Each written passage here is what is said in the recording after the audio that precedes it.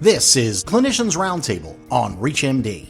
On this episode, we'll hear from Dr. Jessica Snowden, who's a professor of pediatrics and vice chancellor for research at the University of Tennessee.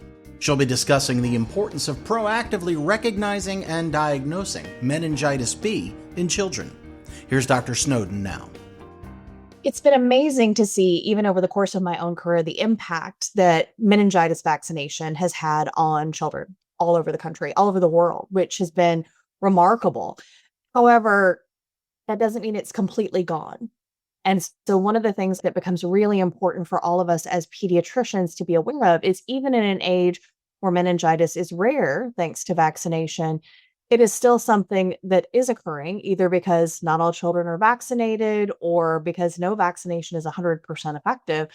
We still do occasionally see meningitis in children, and it can be catastrophic if missed. So for children who don't get prompt care and treatment and recognition, because it's not something we see very often anymore, it can do a lot of harm for them. And so I think it's really important for all of us to keep that in the back of our mind as something that's gone but not forgotten. So one of the things when we think about recognizing meningitis, I think all of us remember from medical school that we think about somebody who's got a stiff neck, right? That is the thing that we all associate with meningitis. The problem is a young child's not necessarily going to be able to tell you that. And you're not even necessarily going to be able to pick it up on physical exam where when I move your head or neck around, you are resisting me, or I can tell that you're having pain. That's something we can pick up in older children, or that older children can report to us. Similarly, older children could report a headache or that the light is making their eyes hurt. Infants really can't do that. And so one of the things that we see with infants with both meningitis and so many other serious illnesses is that it's much harder to pick up those signs and symptoms that something is off. And so you have to have a really high index of suspicion. And it was always one of the things that I told moms of newborns when they were leaving the hospital.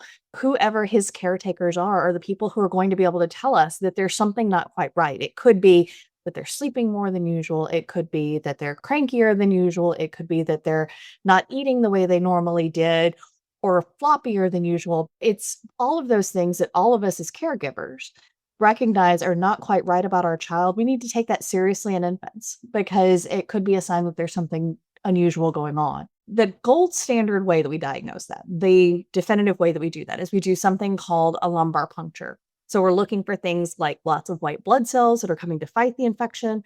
We're looking for things like the bacteria or virus that might be causing the infection.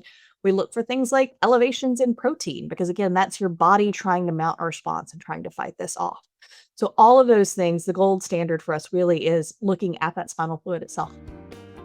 That was Dr. Jessica Snowden talking about how we can recognize meningitis B in children. To access this and other episodes in our series, visit Clinicians Roundtable on ReachMD.com, where you can be part of the knowledge. Thanks for listening.